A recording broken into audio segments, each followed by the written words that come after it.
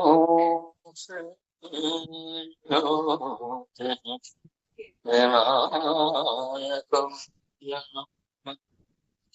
ఓం శ్రీ అరుణాచల విగ్రహాయ నమః. ఓం అరుణాచలేశ్వరాయ. ఓం శ్రీ గురుభ్యో నమః. ఓం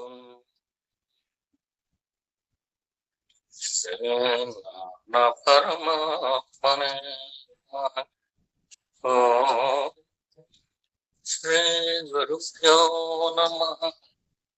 ఓం నమో భగవతే శ్రీరామ.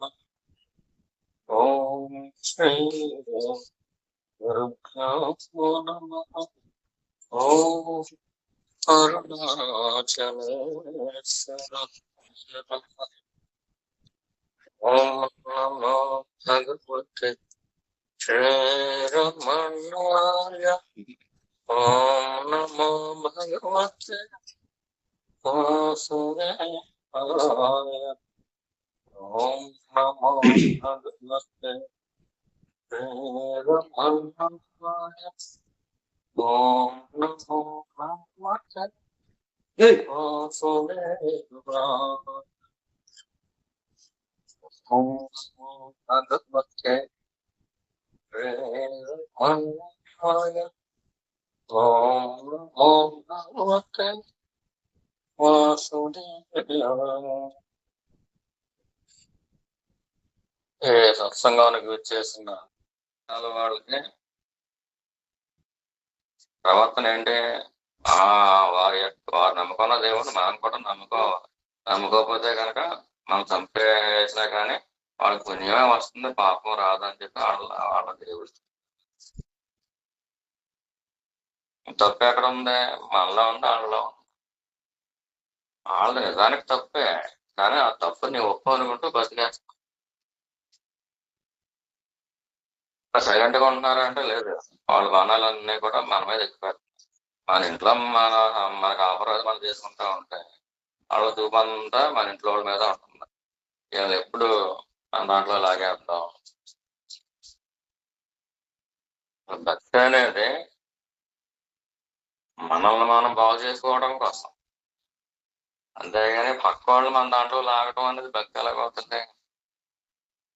మనల్ని మనం బాగు చేసుకోవటం మానేసి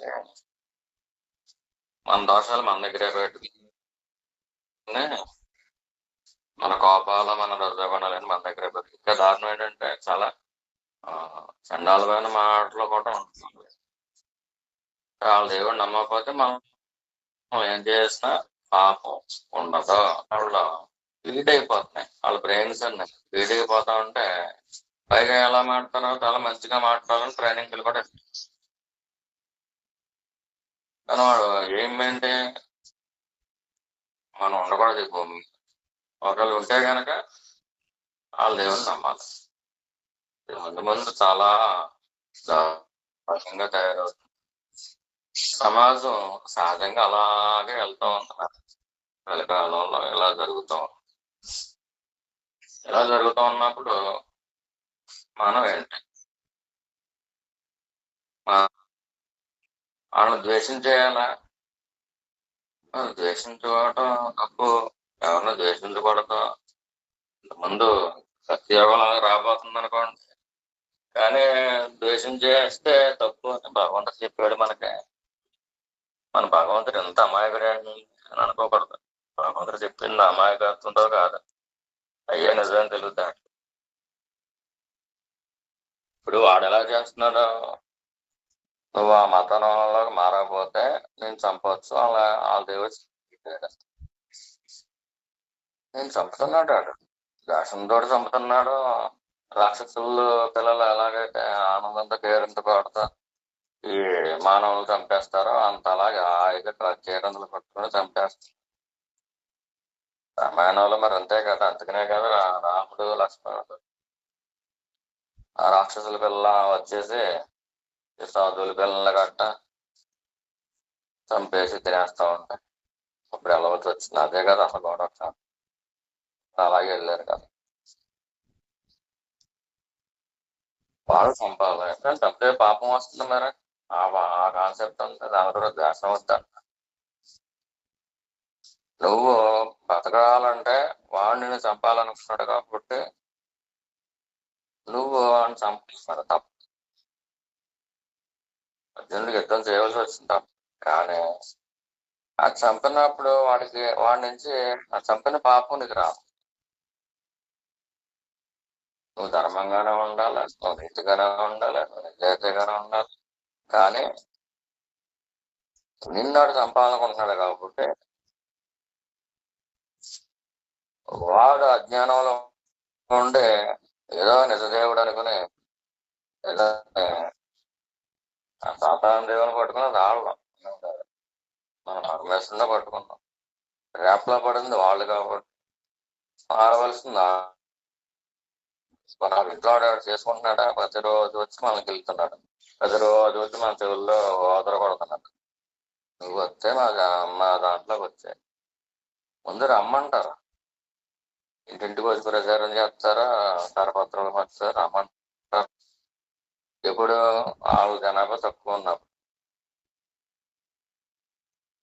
ఇప్పుడు దాకా మనం చూసాం కదా, వాళ్ళ జనాభా కొంచెం కొంచెం పెరిగే కొద్దీ వాళ్ళ బిహేవియర్ ఎలా మారిపోతుంది చూడండి.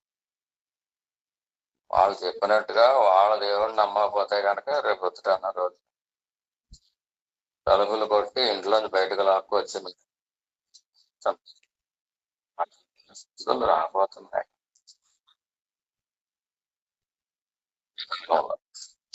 దీనికి అనుగుణంగానే ఉన్నాయి ప్రతి స్టెప్ కూడా. మీరు అబ్జర్వ్ చేస్తే న్యూస్ కరెక్ట్ గా వింటా ఉంటే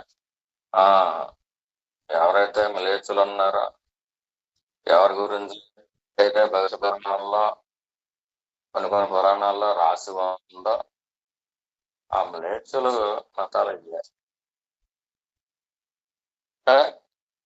వీటి గురించి ఆల్రెడీ ముందే రాసేసారు, ఇటువంటి వస్తాయి, కలియుగంలో అందరూ పెరుగుతారు అని చెప్పి రాసే ఉన్నాయి. వాళ్ళు పెరుగుతున్నారు, మనం తగ్గిపోతాం. మన జాతి అంటే మన వారసులు దానికి బలకుండా మనం బలైపోవచ్చు, మనం బాగా వెళ్ళిపోవచ్చు. అంటే మన దాకా వచ్చింది కానీ మనం ఇంకా అంటుకోలేదు ఆ మంట. మన పక్కోడికి అంటుకుంది, అయినా కానీ మనం దూరంగా ఉంటాం. మనకు అంటుకోలేదు కదా సంతోషం అని. ఆ మంట మనకు అంటుకోలేదు, ఆ చెడు ప్రభావాలు మనకి అంటుకోలేదు. ప్రత్యక్షంగా అంటుకోకపోయినా కానీ పరోక్షంగా వస్తానే ఉన్నాయి. వాడు ఎవరో డాక్టర్ ఉన్నాడు, ఆముదంలోంచి ఒక వేషాన్ని తయారు చేసి దానికి రుచి కూడా ఉండదు, రంగు కూడా ఉండదు, దేంట్లో కలిపినా కానీ ఏం తెలియదు. ఆ గోళ్ళ దగ్గర ట్యాంకులు ఉంటాయి కదా, శుభ్రంగా ఆటల్లో కలిపేద్దాం. హిందూ భక్తులు అందరూ చర్చి ఊరుకుంటారు. రాముడు అంటే రాముడు, శివుడు అంటే శివుడు అని ప్రయత్నమైన ద్వేషం అనుకున్నారు. కాపాడుకుందాం అనుకుంటారు. దేవుణ్ణి అసలు ఎవరైనా ఎలా చంపగలరా? ఆ గాలినే చంపలేని వాళ్ళు, ఒక నిప్పునే చంపలేని వాళ్ళు, నీటినే పంచభూతాలనే చంపలేని వాళ్ళు, వాళ్ళే చంపలేరు, వాళ్ళే చంపలేము. వీళ్ళందరూ ఎవరి చేతిలో ఉంటారు? పరమేశ్వరుడు. నారాయణమూర్తి అవ్వచ్చు, గోవిందుడు అవ్వచ్చు, శివుడు అవ్వచ్చు, అమ్మవారు అవ్వచ్చు. అంటే వాళ్ళని ఇటువంటి వాళ్ళు చూసి నవ్వుకుంటారు అంతే. దానికేమో నిజమే కదా, దేవుడే గనక ఆ రాయిలో ఆ విగ్రహాలు దేవుడు ఉంటే కనుక ఆ విగ్రహం కథలు వచ్చేసి గబగబా తన్నేసి కదా సినిమా స్టైల్ కదా మనం ఊహించుకుంటా ఉంటాం. అంటే కప్ప బావిలో ఎలా ఉంటుంది, ఆ కప్ప కూర అనమాట మన దాని మన అసలు కాన్సెప్ట్ ఏంటది? ఆయన రక్షించుకోవాల్సిన అవసరం ఏంటి? ఆయన అవసరం మాకుంది కాబట్టి మేము గుళ్ళో పెట్టుకుంటాం. ఆయన వచ్చాడు, ఆశీస్సులు ఆయన నిశ్చయించుకోవాల్సిన అవసరం ఆయనకేంటి? ఒక మానవుడు దేవుని ఎలా చంపగలుగుతాడు?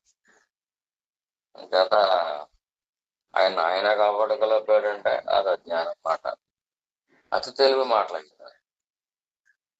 ఈ అతి తెలుగు మాటలన్నీ కూడా మనలాంటి అమాయకులం తెంగరము ఆలాపాలు మనం నమ్ముతా ఉంటాం. కరెక్టే కదా క్వశ్చన్. ఆ అమ్మవారు ఒంటి మీద ఉన్న నగలను పట్టుకుడు కదా, వాడు కాపాడలేదండి.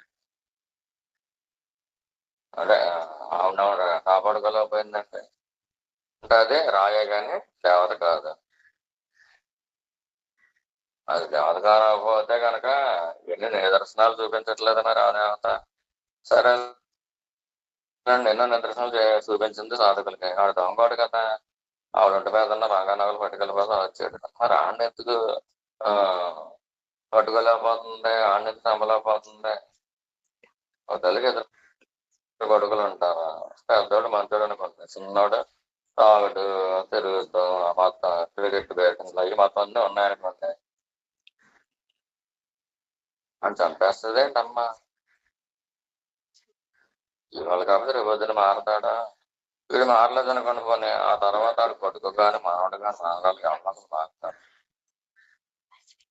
ఏళ్ళు చంపాలుతున్నాం మనం, లేకపోతే విమర్శిస్తున్నాం దేవిని కానీ దేవతను కానీ అనే వీళ్ళు అనుకుంటాకే అలా ఎలా సాధ్యం?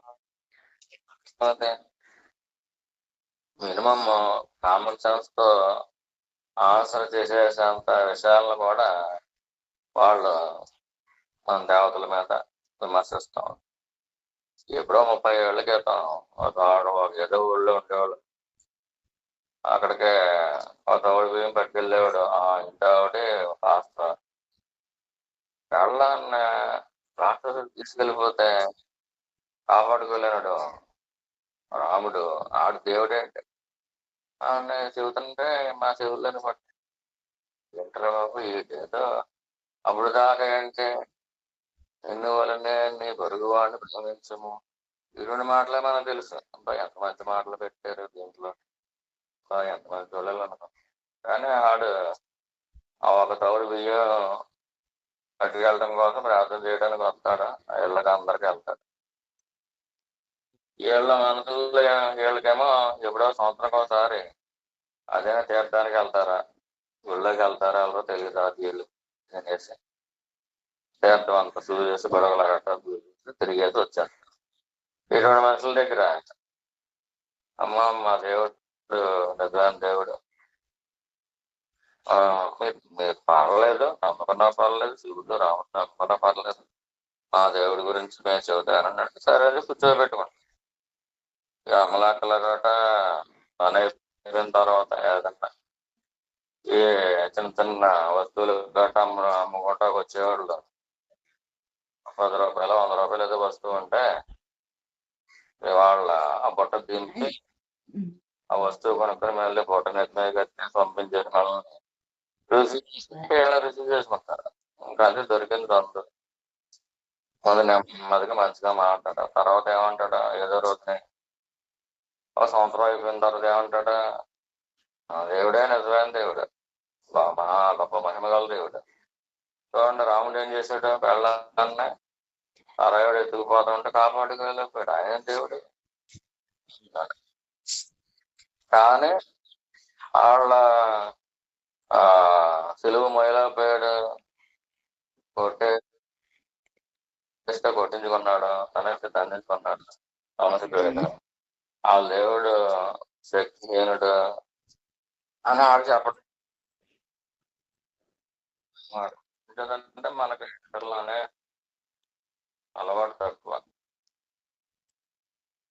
150 కేజీలు ఉంటుంది అనుకోండి, కొన్ని 70 కేజీలు ఉంటుంది అనుకోండి ఆ సిలువ. మరి మొదలా కింద పడిపోయాడు కదా.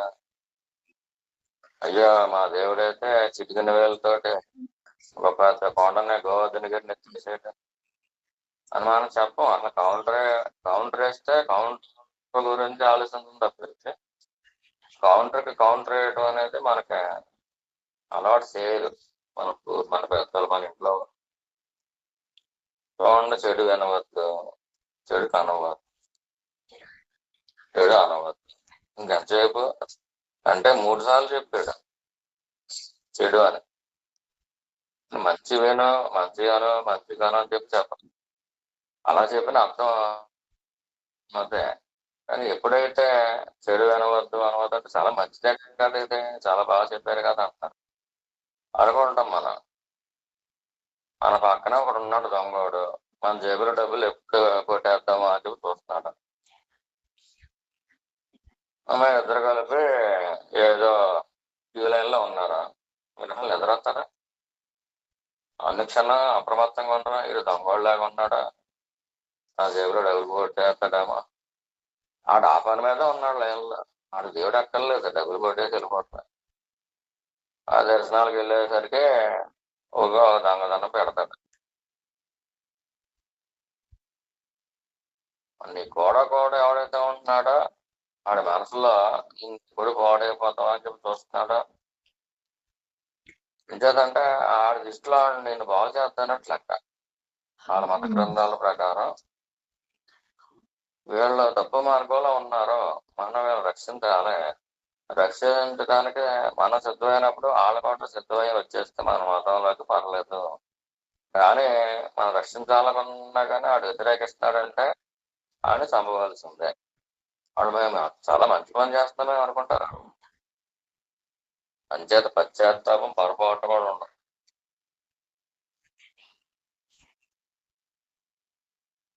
మరి పుస్తకంలో ఏముంటది, నీతి మంతుగా 4 హృదయంలో ఉండదు. నీతిమంతుని 4 ఎక్కడ ఉండదు, అది మా కరెక్టే. ముందు ఏమంటారంటే అన్ని మతాల్లోనూ ఉన్నాయంటే ఇలాగ తప్పులు అంటా ఉంటారు.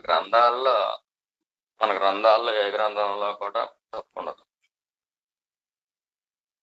అంటే తర్వాత కాలంలో బ్రిటిష్ వాళ్ళు మొఘళ్ళు వచ్చిన తర్వాత మనం నాశనం చేయడం కోసం కొన్ని గ్రంథాల్లోనే తప్పు రాయండి. అటువంటి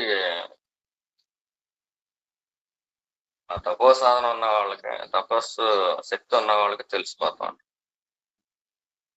జ్ఞానులకు కూడా తెలుస్తుంది, మహర్షులు కూడా తెలుస్తుంది ఇది తప్పు, ఇది జరగలేదు. అంటే ఎక్కువ తక్కువ ఖర్చుతో కొనుక్కునే వాళ్ళు ఉంటారు, ఎక్కువ డబ్బులు పెట్టలేరు అనుకో. ఒక 100 రూపాయలు రామాయణం వచ్చేస్తుంది, లేకపోతే ఒక 500 రూపాయలు రామాయణం అంటే ఏది కొంటారు? 100 రూపాయలదే కొనుక్కుంటారు. ఆ 100 రూపాయలు కొనుక్కునే బస్ స్టాండ్ పుస్తకాల్లోనే ఎక్కువ ఉంటాయి. ప్రక్షిప్తాలు అంటే అబద్ధాలు ఎక్కువ ఉంటాయి. అంచేత ఏమవుతాడు, రామాయణం చదివి రాముడిని అనుకో, మహాభారతం చదివి భీష్ముడిని అవమానించాడు. వాళ్ళు ఎవరు అన్నారు, ఏమన్నారా, స్వర్గంలోకి వెళ్ళిందే నువ్వు నాకు నచ్చావు, అనంతరం పడుకుందోరా అంటే, ఏమంటే నచ్చపోతే వదిలేయాలి కానీ ముక్కు చెవులు కోసేస్తారండి ఎవరైనా, ఎంత తప్పు ఉండదు అని అడిగారు. ఈ కాలంలో అలా ప్రపోజ్ చేశారు అనుకోండి, నచ్చలేదు అనుకోండి, నాకు ఇష్టం లేదని చెప్పేసి వెళ్ళిపోతా ఈ కలికాలంలో.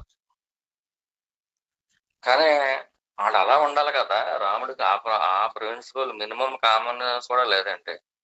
ఒక ఆడది వచ్చింది, నీ మీద నాకు కోరిక ఉన్నది అని చెప్పింది, నాకు ఇష్టం లేదని చెప్పేస్తే సరిపోద్ది కదా, ముక్కు చెవులు కోసేటువంటి. ఎంత కిరాతకమైన పని.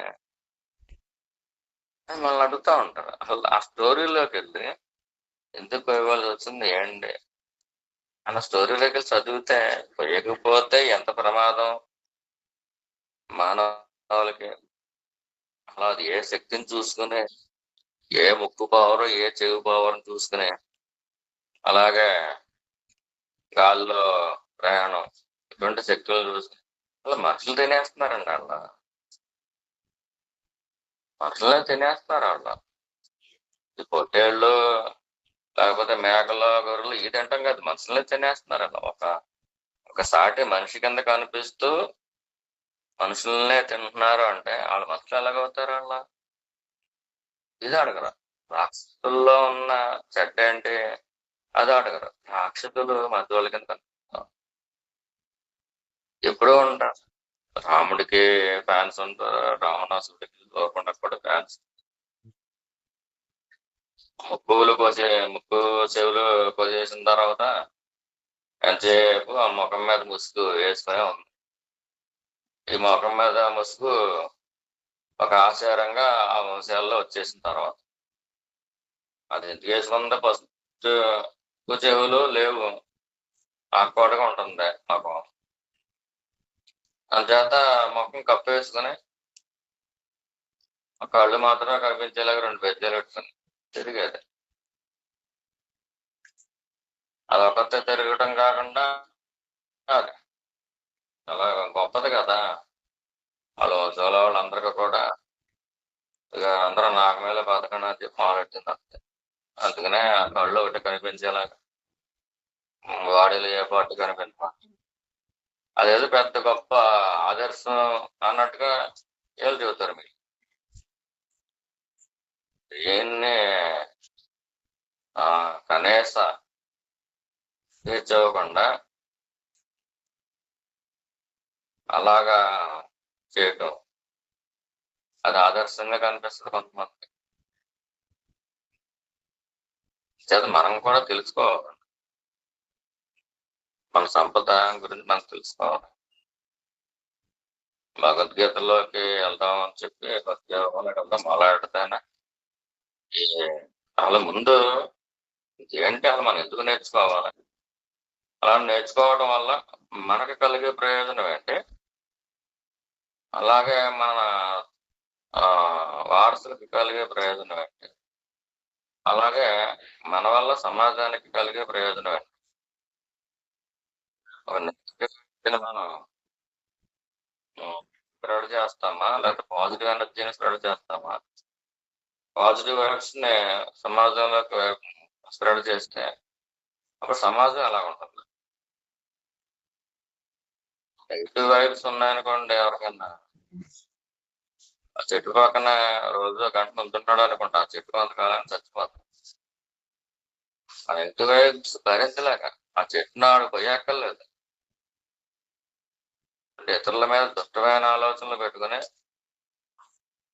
నికృష్టమైన ఆలోచనలు పెట్టుకున్నవాడు జస్ట్ ఒక చెట్టు దగ్గర రోజు ఒక గంట కూర్చున్నాడు అనుకోండి, చెట్టు కింద రెస్ట్ తీసుకున్నాడు అనుకోండి, కొన్ని కుర్చీ చేసుకుని ఆ చెట్టు కొన్ని సంవత్సరాల్లో చచ్చిపోతుంది. రోజు కూర్చుంటే గానీ చచ్చిపోతుంది, ఎండిపోతుంది.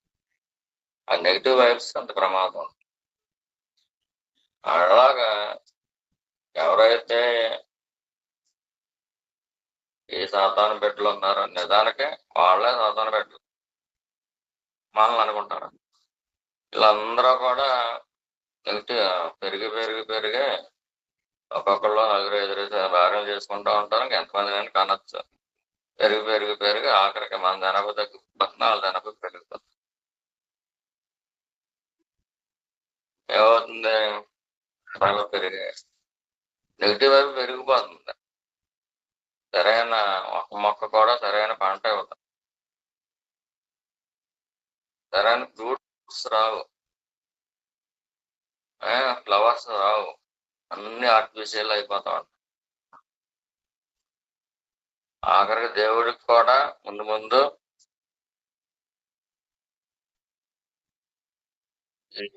ఈ పుష్పాలు కూడా ఒరిజినల్ పుష్పాలు దొరక్క ఆర్టిఫిషియల్ పుష్పాలని పూజలో ఉపయోగించే రోజులు కూడా వచ్చాయి. ఇప్పుడు 4 ఏళ్ల క్రితం ఎప్పుడో జ్యోతి కలిగంత వెళ్ళినప్పుడు బలిపోడులో ఉన్నాం. మీకు మళ్ళీ పుట్టాలందంటే పుడితే కనుక మరి ప్లాస్టిక్ గూళ్ళు వచ్చేస్తే తినవలసి ఉంటుంది, వాటి వల్ల క్యాన్సర్లు వస్తుంది. ఆ ఇష్టమైనా మళ్ళీ పుట్టాలందని అడిగితే ఇదేంటి ఎలా వస్తుందో మాకు అనిపించింది. ఇప్పటికీ వచ్చేసింది కదా ప్లాస్టిక్ గూళ్ళు. దేంట్లో లేదు, ప్రతి దాంట్లో ప్లాస్టిక్ కలిసిపోతుంది కదా. ప్లాస్టిక్ మనం డైరెక్ట్ గా తినకపోవచ్చు, ముందు తినే రోజులు కూడా వచ్చేస్తాయి. డైరెక్ట్‌గా తినకపోవచ్చు. కానీ ప్లాస్టిక్ ఆ వేడి వేడి సాంబారు, కర్రీ పాయింట్లు తెచ్చుకుంటారు. దాంట్లోకి ప్లాస్టిక్ కలిసిందా లేదా? ఆ అణువులు వెళ్ళిపోయినా లేదా? అది వెంటనే విషం కింద మనకి తెలియకపోవచ్చు. కానీ ఏమైంది? ఆ ప్లాస్టిక్ తింటున్నారా లేదా? మరి ప్లాస్టిక్ సాంబారే కదా అది. కర్రీ పాయింట్లు తెచ్చుకున్నారా? కల్తీ లేకుండా ఏముంటుంది అసల? కల్తీ కూడా తింటున్నారు. దాంట్లో అంతా ప్లాస్టిక్ కదా! మరి ప్లాస్టిక్ అంటే ఏంటి? Consumption of plastic leads to cancer.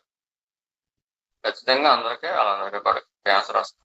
ఆఖరికి ఒక టీ తాగుతారండి బోల్డన్ని క్యాన్సర్ లోపలేసుకుంటారు. చిన్న గ్లాస్ చిన్న డొక్కిస్తాడు. అడిగితే పేపర్ గ్లాస్ అంటాడు. ఆ పేపర్ గ్లాసులో కూడా మైనం ఉంటుంది కదా! ఆఖరికి ఎక్కడ దాకా ఎందుకు మీరు ఫంక్షన్స్‌కి వెళ్తా ఉంటారు.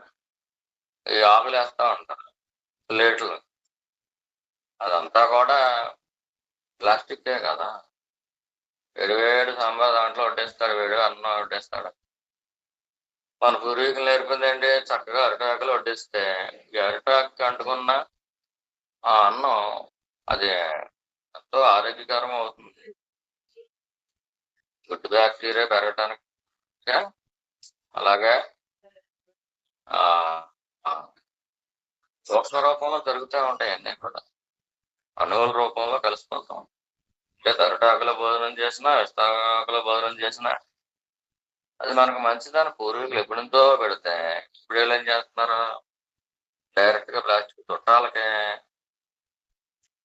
ఒక 100, 1000 చదివుంటాడనుకోండి పెళ్ళికొచ్చి. ఆడికేం చేస్తున్నాడు ఈడు? ఎన్నో కొన్ని మైక్రోగ్రామ్స్ 100, 1000 ఆ ప్లాస్టిక్ విషం పెట్టి భోజనం పెట్టేసి పంపించేస్తున్నాడు. నీ బిడ్డకి ఆశీస్సులిద్దామని వచ్చి డబ్బులు చదివించి వాడికి నువ్వేం చేస్తున్నావు?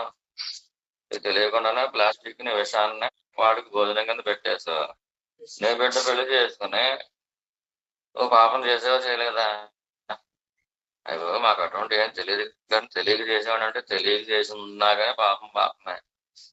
తెలియక చేసిన పాపం తెలియని వయసులో అనుభవింపజేస్తాడు. అంచేత కొంతమందికి చిన్నపిల్లలకి ఉపయోగం తెలీదు చిన్న పిల్ల. ఆ గుండెల్లో హోల్స్ పడినాయి అంటారు. లేదా నాకేదో దెబ్బతీసింది దానికి వెంటనే 10,00,000 కావాలి, 15,00,000 కావాలి. వీళ్ళందరూ ఎలా పుట్టారు? ప్లాస్టిక్ తిళ్ళు తినటం వల్ల పుట్టారు. మీరు ఎంతో చుట్టాలనుకున్నప్పుడు కూడా వెళ్లి భోంచేయాలంటే భయపడిపోతా ఉంటారు సాధకులు. అంచేత ఆళ్ళేదో ప్లేట్‌లో ఇస్తారు. అదేమో ఆ వేడి వేడి సాంబార్‌కి అన్నానికి కరిగిపోతాయి. ప్లాస్టిక్ లోపలికెళ్తాయి. కొంతమంది ఏమనుకుంటారు మాకేం అవ్వట్లేదని అనుకుంటాం. ఏం అవ్వకపోవటం కాదు. దానికి కొంచెం నీ ఇంజిన్ కొంచెం కడుపులో ఉంది. అయితే వయసులోనే ఉండుంటుంది. లేకపోతే దీన్ని జెనెటిక్ కోడ్ ప్రకారం ఇంజిన్ కొంచెం మంచిదే ఉంటది. ఎంత మంచిదైనా గానీ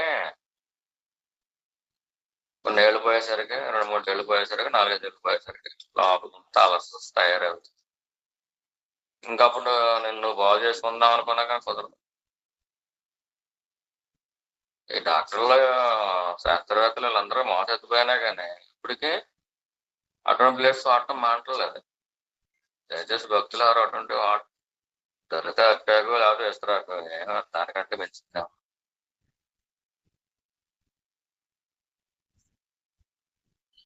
అంటే ఎన్ని పాపాలు చేస్తున్నాం మనం. వాళ్ళకి అందమైన పవిత్రమైన ఫుడ్డు, ఆరోగ్యకరమైన ఫుడ్డు మనం పెడితే అది ఫలితంగానే మన బిడ్డ పెళ్లి చేసుకొని వాళ్ళ క్యాన్సర్ వచ్చితే మనకు ఫలితం ఏంటి? మరి మన బిడ్డ లైఫ్ వాళ్ళు ఇచ్చిన ఆశీస్సులు ఏమవుతాయి మరి? మరి ఆశీస్సులు శాపాల కింద మారవా మనం చేసిన పనికి? సమాజంలో ఎలా బతకాలి? ఎలా బతికితే దాన్ని భక్తి అంటారు. లోపల ఎలా ఉండాలి? ఒక పరిస్థితిలో వచ్చినప్పుడు లోపల ఎలా ఉండాలి? బయటకి ఎలా ఉండాలి? ఏ ఏ స్థాయిల్లో ఉన్నవాళ్ళు, ఎటువంటి సాధనలు చేసేవాళ్ళు, వాళ్ళు ఎటువంటి జాగ్రత్త పాటించాలి. కొంతమంది ఏ జాగ్రత్త పాటించకుండా కొంతమంది ఉండగలరు.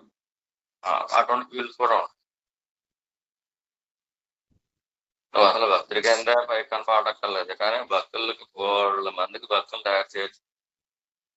ఆ 2 అవకాశం ఇచ్చాడు అనుకో పరమేశ్వరుడు ఎంత ముందుకు వెళ్తాడు.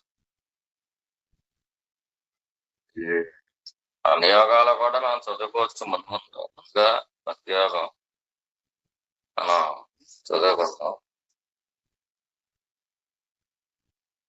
మీ అంతా మీరు చదివి అర్థం చేసుకోలేకపోతున్నారు కాబట్టి మందే యాక్చువల్గా భగవాన్ రూపు అయినప్పటికీ కూడా ఇది కూడా శ్రీ భగవాన్ వాచ అంటే ఇప్పుడు ఇది అవసరం. వర్షాకాలమే గొడుగులు అవసరం, శీతాకాలం పెద్ద అవసరం ఉంటుంది. అలాగే వేసవకాలం వచ్చేసరికి ఏసీలు ఆ ఎండ తట్టుకోలేక ఏసీలు కొనుక్కుంటే ఇది అవసరం. అలాగే మారుతున్న సమాజంలో మనం కాపాడుకోవడం కోసం కేవలం అదే పని మీద ఉండిపోయి భక్తి వదిలిపెట్టేయడం కాకుండా మనం చేసిన పని భక్తిలో భాగం అవ్వాలి, ఇది మన జీవన ప్రమాణంలో భాగం అవ్వాలి. ఇటువంటి ప్రమాణాలు విలువ తగ్గకుండా అన్నింటిలో మించి ఈశ్వరుని మెప్పించాలి. ఏ ఈశ్వరుడైతే అర్జునను ఇలా చెయ్యి అని చెబుతాడా, ఆ ఈశ్వరుడు ఏం చెప్పాడా అర్జునుడికి, నువ్వు ఎలా చెయ్యి, నువ్వు ధరిస్తావా నేను చెప్పాడప్ప. మనకు థాట్ వచ్చి దాన్ని ఆచరిస్తూ అనుభవంలో పెట్టుకుంటూ సాధన చేసుకోవటం అనేది జరిగితే మనం ఎంతో కొంత ఈ ఆధ్యాత్మిక సాధనలో పాస్ అయినట్టు. ఇటువంటి ఆధ్యాత్మిక సాధనలు చేసేవాళ్ళు అంటే ఒక సత్సంగం అనేది ఉండేది. నీ ఎంతో నీ ఇంట్లో నువ్వు ఉండటం కాకుండా ఒక గురువుతో లింక్ అవటం, సత్సంగంతో లింక్ అవటం.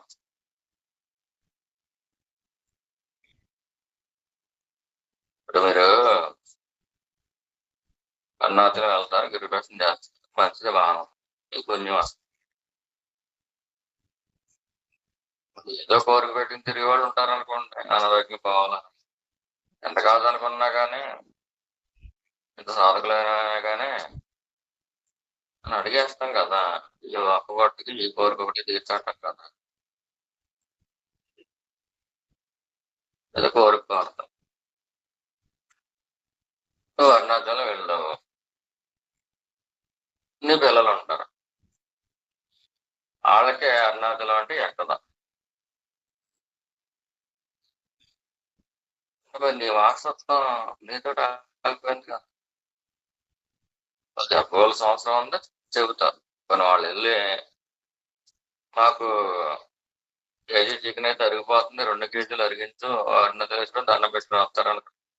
అలాగే వెళ్ళారు అనుకోండి, దేవుడి దగ్గర రాక్షసులు ఉంటారు, దేవతలు ఉంటారు, మానవులు ఉంటారు, అందరూ ఉంటారు. అందరికీ ఆయన సమానంగా అనుగ్రహిస్తా ఉంటారు. నువ్వు అరుణాచలం భక్తురాలు నీ బిడ్డలు అవి బాబు నేను చిన్నప్పటి నుంచి చెబుతానే ఉన్నానండి, కానీ ఒకళ్ళు కూడా భక్తులు రాలేదు అంటే అది కరెక్ట్ అయి ఉంటుంది. ఆ గురుగారు ఉన్నారు, బిడ్డలు ఉన్నారు, మరి ఒక్కళ్ళు కూడా భక్తులకు రాలేదు. శారీరక పుత్రులు ఎవరో భక్తుల కింద మారలేదు. మా అన్నం ఏమంటారు, వాళ్ళ మానసిక పుత్రులు ఉంటారు కదా, వాళ్ళే ఎక్కువ కొంచెం ఉపకారం జరిగింది ఆయన ద్వారా. బ్రహ్మ మానస పుత్రులు అంటారు కదా, అలాగా గురువు గారు మనస్ఫూర్తి మనం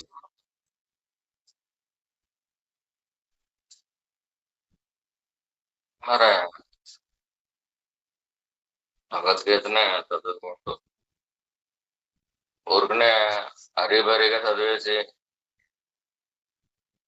అతను తెలిసినా తెలియపోయినా అమ్మాయి చదివేసాం ఇలా అయిపోయింది పుణ్యం వచ్చేస్తుంది ఇది వద్దు. సాధనలో మనం ఎటువంటి క్వాలిటీస్ కలిగి ఉంటామో ఈ సద్గ్రంథ పఠనంలో కూడా ఎటువంటి క్వాలిటీస్ తో ఎంక్వైరీ కింద ఒక తపస్సు కింద అది చదవాలి. అది చేసే పని ఒక తపస్సు కింద చేయాలి. అది సద్గ్రంథ పఠనం అయినా సరే తపస్సు కింద చేయాలి. సద్గస్తులు ఎంత ఉంటారు, చెప్పేవాళ్ళు తపస్సు కిందే చెప్పాలి, వినేవాళ్ళు కూడా తపస్సు కింద తీసుకుని చెప్పాలి, వినాలి. ఇది పుణ్యం వచ్చేస్తుందని అనుకున్న వింటం కాకుండా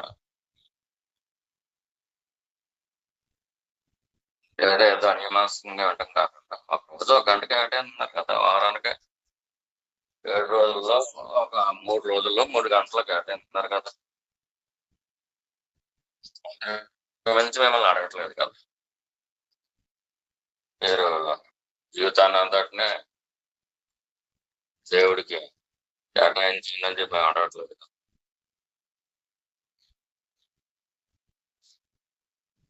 వారానికి 7 రోజుల్లో ఒక 3 రోజుల్లో 3 గంటలు అంతే కదా. అలాగే మీకు ఎలాగ టైం అవుతుంది కాబట్టి నెక్స్ట్ గురువారం ఎలాగా మనం స్టార్ట్ చేసుకుంటాం. ఏది వచ్చినా కానీ ఈశ్వరుడు అంటే మొన్న స్టార్ట్ చేయలేదు, లేకపోతే ఇవాళ స్టార్ట్ చేయలేదు అనుకోకుండా ఈశ్వరుడు మనకి ఏది చెప్పిస్తే అది చెప్పి అనుకుని భగవద్గీత పుస్తకాలు ఉన్నవాళ్ళు తీసుకోండి. అలాగే ప్రత్యేకం చదవబోతున్నాం కాబట్టి ఏదో చెవులు అప్పగం చేసి వినేయడం కాకుండా అసలు భక్తి యోగంలో ఏముంది, భక్తి యోగం ఎక్కడ స్టార్ట్ అవుతుంది, ఎన్ని శ్లోకాలు ఉన్నాయి, ఎక్కడ ముగింపు ఉంది, భక్తి యోగంలో శ్లోకాలు ఒక పుస్తకం తీసుకున్నారనుకోండి, దాన్ని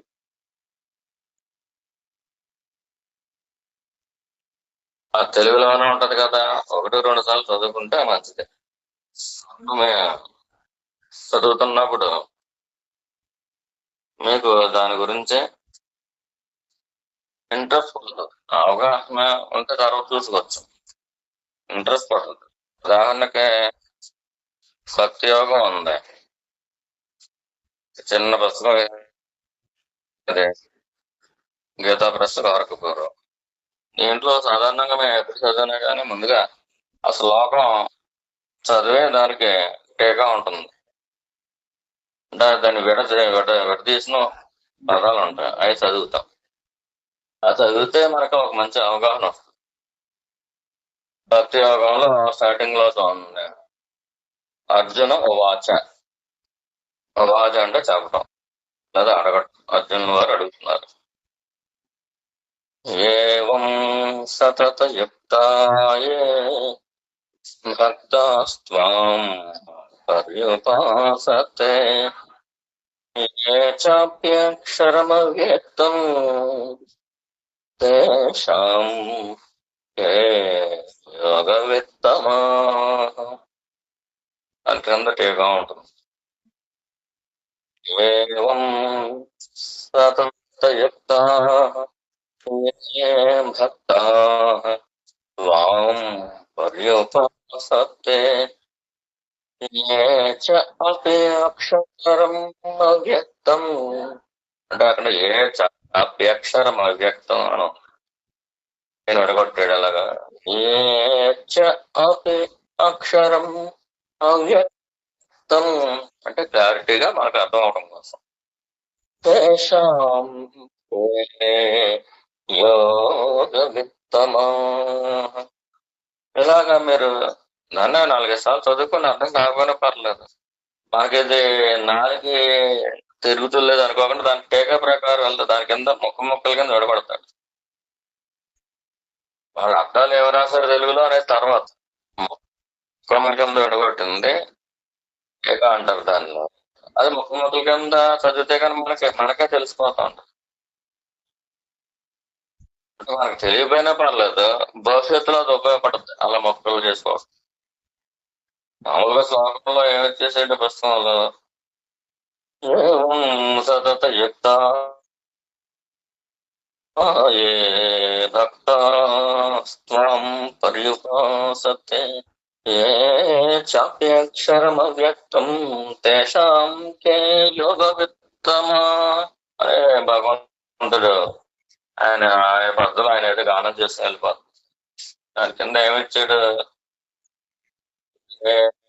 ఏవం సతతయుక్త ఏ భక్తా త్వాం పర్యుపాసతే. అంటే పర్యుపాసతే అనేది ఉప ఆసతే, పర్యుపాసతే. భక్తాస్త్వం అనేది 3 ముక్కలు చేశాడు. భక్త స్వం 2 ముక్కలు చేశాడు. భక్తాస్త్వం అయ్యింది. భక్తాస్త్వం అంటే భక్త కొంచెం అర్థం మనకు అంటే నిన్ను ఏవం ఏ విధంగా ఇలాగా ఏవం సతతయుక్తాయే భక్తాస్త్వం పర్యుపాసతే. అంటే ఇది సాక్షాత్తు పరమేశ్వరుడైన శ్రీకృష్ణ పరమాత్మ హృదయాలను వచ్చింది కాబట్టి, భగవంతుడి యొక్క హృదయాలను వచ్చింది కాబట్టి ప్రతి అక్షరం కూడా ఒక బీజాక్షరంతో సమానం. అంత పవర్ఫుల్ గా ఉంటుంది. మీరు ఏ డిసీజ్ లేకపోయినా కానీ జనరల్ గా ఆరోగ్యం ఉండటం కోసం ఏదో బోర్నవిటాలో ఇటువంటి తాగుతూ ఉంటారు కదా, ఎనర్జీ డ్రింక్స్ అవి ఉంటాయి. ఇది అటువంటి దాంతో సమానం. ఇది భగవద్గీతలో మనకు చదవడం రాదు, అర్థం కాదు అని వదిలిపెట్టేయకుండా ఒక ఎనర్జీ డ్రింక్ ని తీసుకున్నట్టు, ఒక బోర్నవిటా తాగినట్టు అనుకుని దాన్ని అలా రుబ్బగా దాంట్లో తీపి తెలుస్తుంది. రుబ్బురోలు వేసి రుబ్బేవారు కదా పూర్వం. ఇప్పుడు అన్ని అయిపోయి ఇంట్లో వచ్చేసినాయి కదా మిక్సీలు. ఈ నాలుకలో ఎలాగా ఆ పని తగ్గించేశాడు కదా దేవుడు. రుబ్బక్కర్లేదు, మిక్సీలో వేసి ఆన్ బయ్యమంటే వస్తుంది అంతే. ఆ టైం సేవ్ చేశాడు కదా మీకు దేవుడు. అంచేత ఎదురు వస్తుంది. ఎదురు ఉప్పితే గనక అసలు మళ్ళీ కొట్టక్కర్లేదండి. ఏదో ఒక మహర్షి గాని, ఒక మునీశ్వరుడు గాని, ఒక గురువు గారు గాని భక్తులకు మంత్రం ఇవ్వడం మనకు తెలుసు. కానీ ఇదేంటిది, స్వయంగా దేవదేవుడు, స్వయంగా శ్రీమన్నారాయణుడు ఈ 14 భువన భాండాలని ఆయన కడుపులో పెట్టుకున్నవాడు. ఆయన హృదయంలోంచి వచ్చే వాక్కు మృత్యువు లేనిది. ఆ మృత్యువు లేని దాన్ని మనం పట్టుకుని లోపల తిప్పుకుంటున్నాం. కనీసం నోట్లో తిప్పండి మనం తిప్పుకుంటున్నాం అనుకో, ఆ శ్లోకం మనకు సొంతానికి వచ్చేసింది అనుకోండి.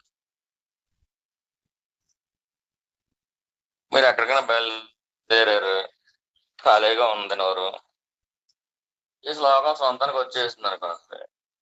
ఏవం సతతయుక్త భక్తా ఏవం సతతయుక్త భక్తా త్వాం పర్యుపాసతే. దీనికి అర్థం తెలుస్తా ఉంటే ఆ భావన కూడా వచ్చేస్తుంది. మీకు ఆగలేరు అసలు. వాసుదేవుడు గానం చేయడం కాదు, మీరు గానం చేస్తారు. ఇది ఎలాగ అర్థం చెప్పుకుంటాం అంటే ముందే వచ్చేస్తే ఇంకా మంచిది. ఏవం సతతయుక్త భక్తా త్వాం పర్యుపాసతే త్వాం పర్యుపాసతే. ఏవం సతతయుక్త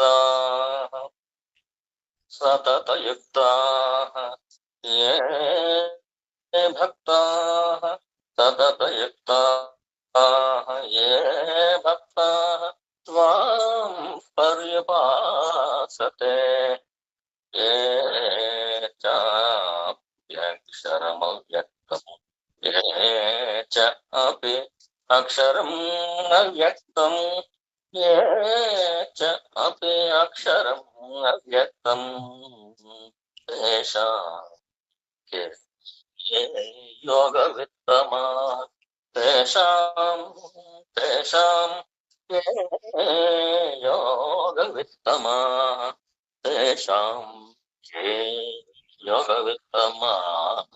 అర్థం ఒకటై ఉండొచ్చు కానీ మేము అర్థం గురించి చెప్పట్లా. తేషాం వారిలో ఎవరి గురించి చెబుతున్నాను. తేషాం వారి ఎవరు యోగవిత్తమా యోగవిత్తములు ఎవరు అని ఒక అర్థం.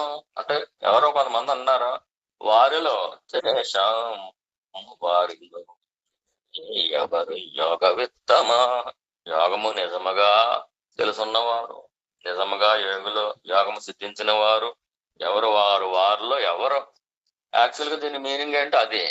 ఆ మీనింగ్ కాకుండా తేషాం కే యోగవిత్తమా వారిలో ఎవరు యోగవిత్తములు అనేది అర్థం అయినప్పటికీ కూడా ఆ అక్షరాలు ఏంటన్నాయి స్వయంగా నారాయణమూర్తిలోంచి హృదయంలోంచి వచ్చినవి. ఆ అక్షరాలు అవే అమృతం. ఆ వాటికే మరణం లేదు. ఆ మరణం లేని దాన్ని మీరు నోట్లు తిప్పుకుంటున్నారు, ఆ తర్వాత మనసులో తిప్పుకుంటారు. మీ ఇంద్రియాలు పండిపోతాయి. నాలుక పండిపోతుంది, నాలుక పవిత్రత వచ్చేస్తుంది, నాలుక ద్వారా లోపలికి వెళ్తుంది. ఈ మొత్తం మనసు పండిపోతుంది. ఎంచేత పండిపోవడం కారణం ఏంటి? ఇప్పుడు మీకు ఒక విషయం కానీ లేకపోతే చేదుగా ఉన్నది అనుకోండి, నాలుగు పెట్టుకున్నారు అనుకోండి, మొత్తం ముఖం అంతా మారిపోతాయి. చిన్నపిల్లలు చూడండి, మనం వంట దాచుకుంటే చిన్నపిల్లలు దాచుకోలేరు. ఆ నాలుక మీద ఏదైనా చేదు వస్తువు పెట్టండి అని ఊసేస్తాడు, మొత్తం ముఖం అంతా వికారంగా పెట్టేస్తాడు. అంటే ఈ చేదు ఆ ముఖాన్ని మార్చిందా మార్చలేదా? ఇదేంటిది? అమృతం ఇది. మరణం లేనిది ఏదైతే ఉందో ఆ స్థితి ఉందో ఆ అమృతం అనే ఆ స్థితి ఆ అక్షరాల్లో ఉండి మీ నాలుకలోంచి ఎక్కడికి వెళ్తుంది? నాలుక మీద చేతి పెట్టుకుంటే ముఖంలో అందరికి ఎలాగైతే వచ్చేస్తుందో లేకపోతే నాలుగు కడుక్కోపోతే బాగోదు అనిపిస్తుంది. ఇది ఎంత సహజమో ఈ అక్షరాలని పరమేశ్వరుడి హృదయాలంత అక్షరాలని మీరు చదవగా మీ మొక్కలో మార్పు వచ్చేస్తుంది, నాలుగులో మార్పు వచ్చేస్తుంది, కళ్ళలో మార్పు వచ్చేస్తే అలా మీరు చేయగిన సాధన ఏదో చేయక్కర్ లేకుండానే అంటే అది చెయ్యాలి అవసరమే. కానీ దానికి ఇది ఎంత ఊపిని తీసుకొస్తుందంటే ఎంత పాజిటివ్ వైపుని తీసుకొస్తుందంటే ఆహా ఎంతకాలం మనం ఎందుకు చదవలేకపోయారో బాబు అనిపిస్తుంది. నేను ఈ మరణము లేని అక్షరాలు అక్షరము కానీ ఈ అక్షరాలను పట్టుకుంటే ఈ పట్టుకున్న జీవుడు కూడా క్షరము కాడు. ఈ నాలుగు ఎంత పవిత్రమైపోతుంది. అంతేత మీకు అర్థం అవ్వచ్చు, అర్థం కాకపోవచ్చు. దీంట్లో అర్థం చెబుతున్నాం. వారిలో ఎవరు యోగవిత్తమా యోగమును బాగుగా తెలుసుకున్నవారు ఎవరు? నిజమైన యోగవిత్తములు ఎవరు? వారు ఎవరు? దీంట్లో మనం ఏం తెలుసుకున్నాం మీనింగ్ అది. ఆరులో ఎవరో యోగవిత్తములు ఎవరు గొప్పవాళ్ళు, ఎవరు నిజమైన సాధకులు, ఎవరు నిజంగా నిన్నే పొందుతున్నారు.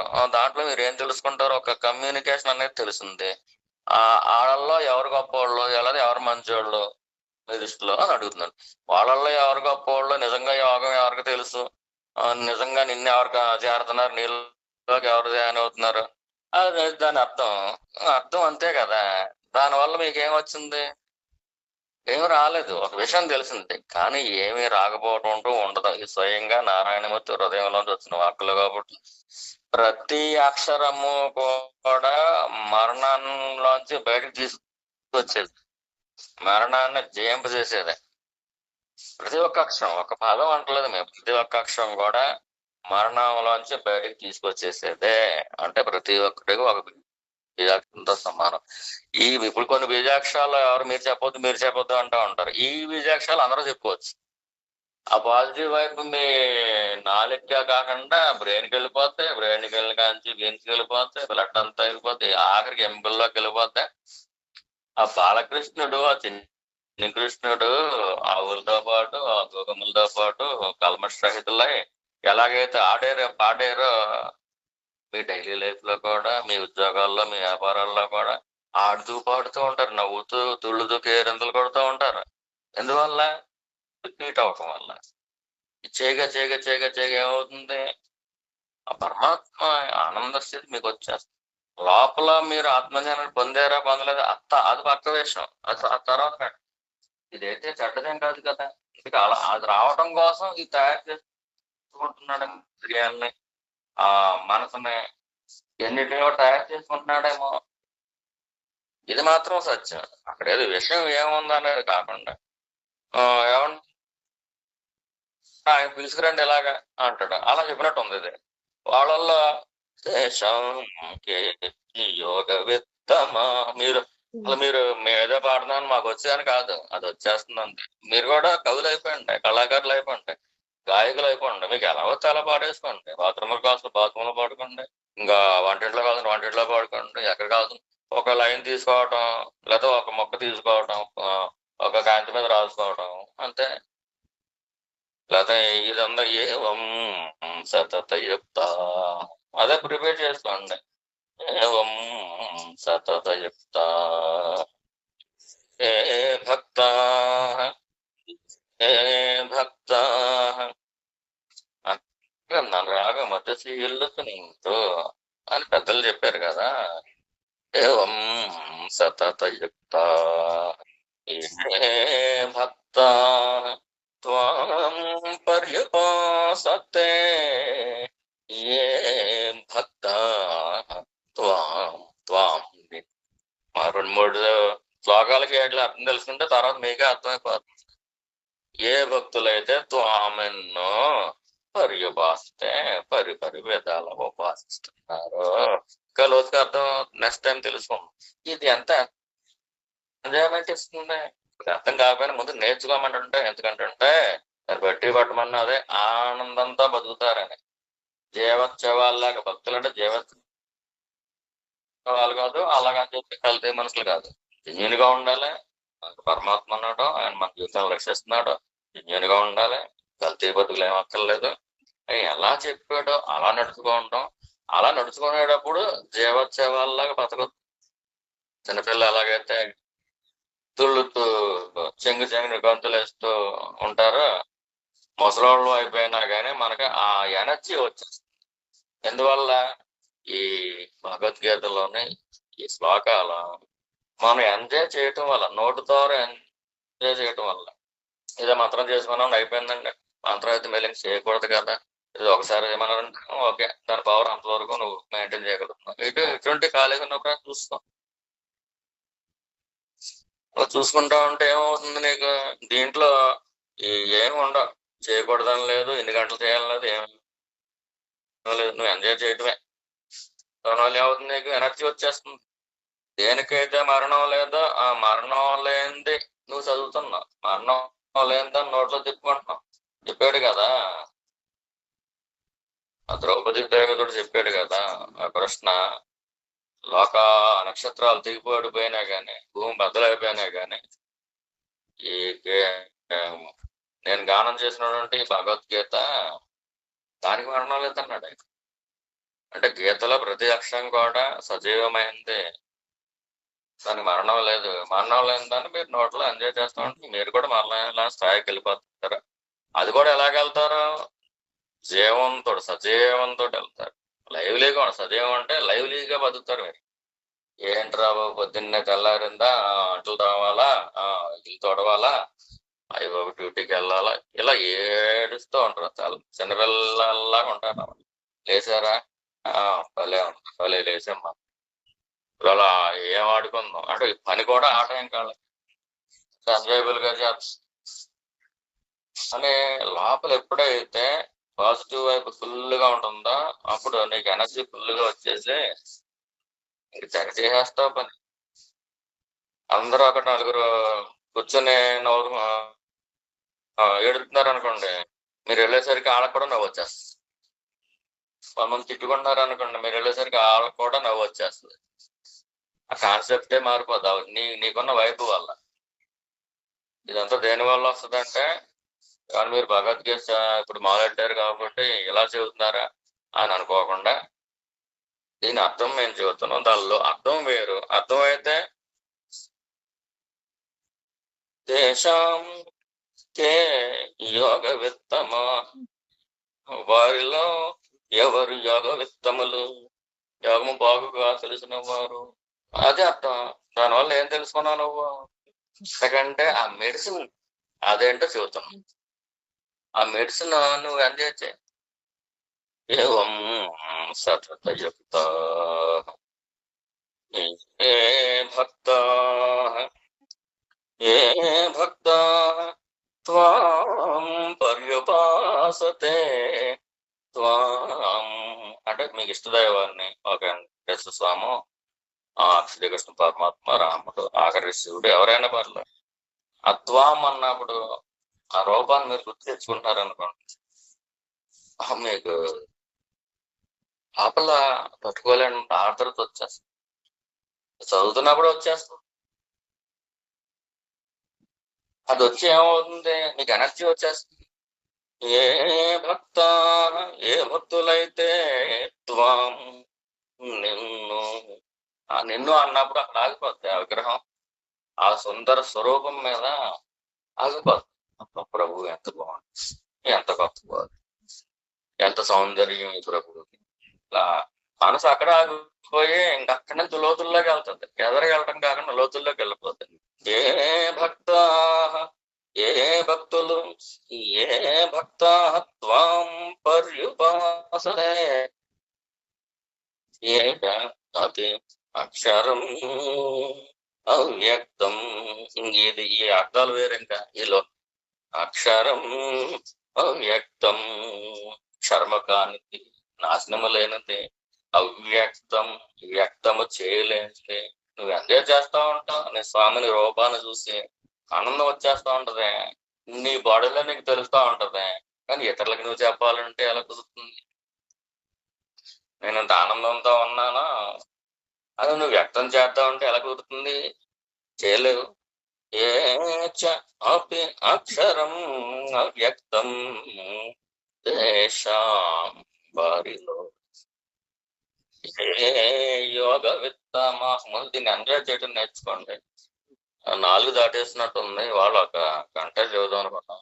గంట చెప్పడానికి మనం వినటానికి భగవంతుడి యొక్క, గోవిందుడి యొక్క, అరుణాచలేశ్వరుడు యొక్క, భగవాన్ యొక్క, అనగారి యొక్క కరుణ కాకు ఒక గంట కంటే ఎక్కువ చెప్పకూడదు. కొంచెం అనారోగ్యవంతంగా కానీ చెప్పింది చేస్తాడు ఆయన.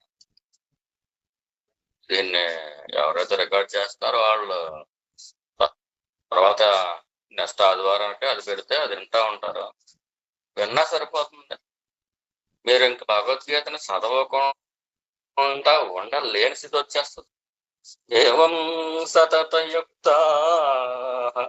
ఏ భక్త త్వాం పర్యుపాసతే ఏ చ అపి అక్షరం అవ్యక్తం తేషాం కే యోగ విత్తమా తేషాం కే యోగ విత్తమా తేషాం కే యోగ విత్తమా. ఈ లాస్ట్ పదం ఉందనుకోండి, ఈ 4 అక్షరాలు ఉన్నాయనుకోండి, తేషాం కే యోగ విత్తమా. దీని అర్థం అయితే తేషాం వారిలో, కే ఎవరు, యోగ విత్తమా యోగము బాగుగా తెలిసిన వారు అని అర్థం. కానీ దాన్ని ఫలం ఏంటో తెలుసా?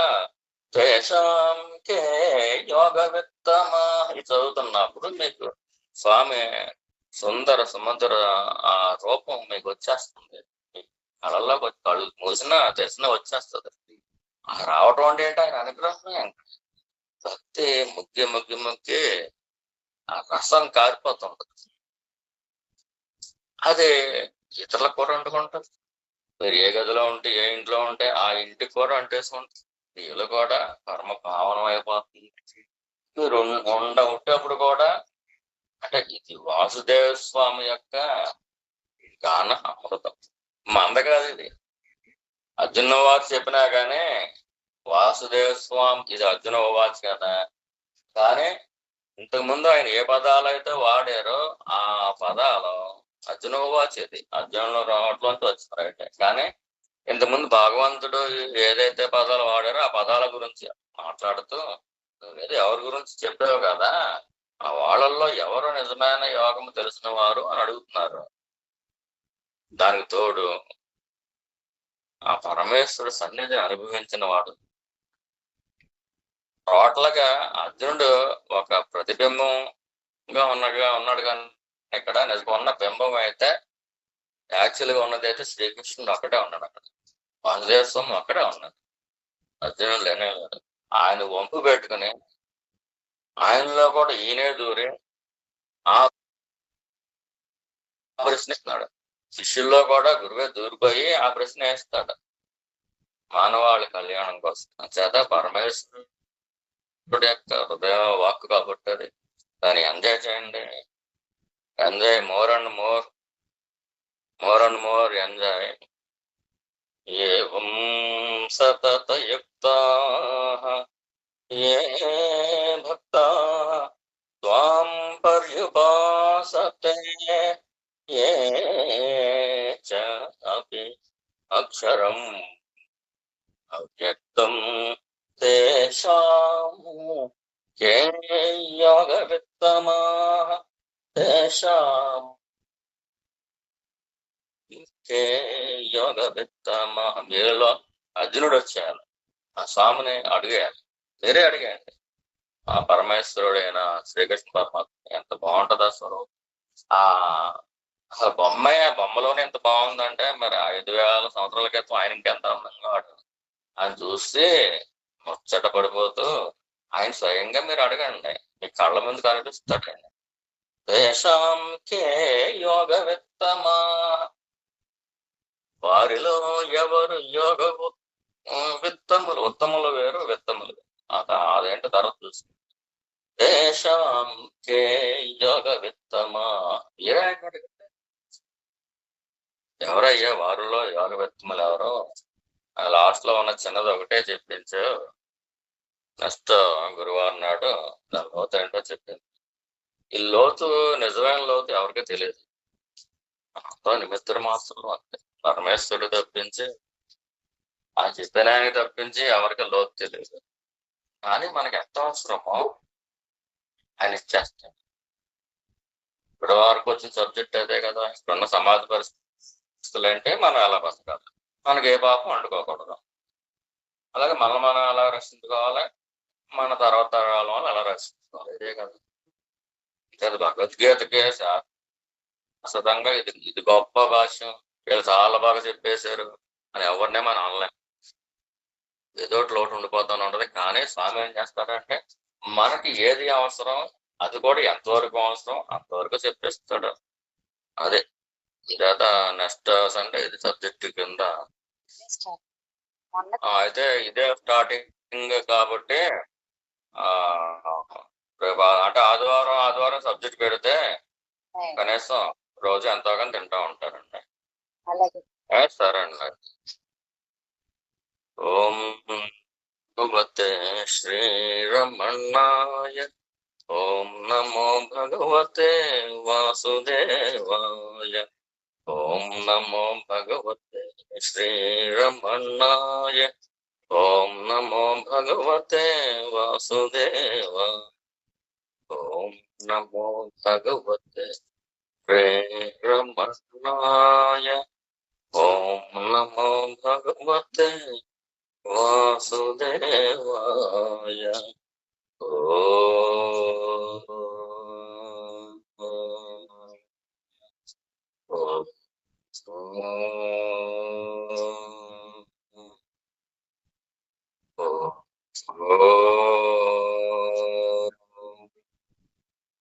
శాంతి శాంతి